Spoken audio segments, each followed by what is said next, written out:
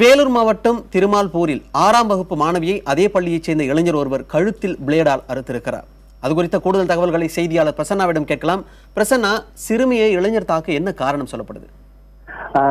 அது குறித்து சம்பந்தப்பட்ட நெமிலி காவல் நிலைய ஆய்வாளர் நம்ம நேரடியாக தொடர்பு கொண்டு கேட்டோம். அதுக்கு அவர் என்ன சொல்லியிருக்காரு அப்படின்னா, என்ன காரணம் அப்படின்ற ஒரு விஷயம் எங்களால முழுமையாக இப்போதைக்கு பிரச்சனை சொல்ல முடியாது.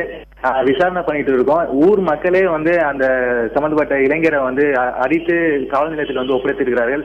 அதனால அவர் தற்போது ஒரு பேச முடியாத ஒரு சூழலில் தற்போது அவர் இருப்பதாக அந்த காவல் ஆய்வாளர் கூறியிருக்கிறார். மேலும் அவரிடம் 1 மணி நேரத்துக்குள் எதற்காக அந்த சிறுமியோட கழுத்தை பிளேடால் அறுத்தார் என்ற விசாரணையை மேற்கொண்டு அதற்கு பிறகு உரிய தகவலை நம்மிடம் கூறுவதாக அவர் கூறியிருக்கிறார். மணிமாறன்.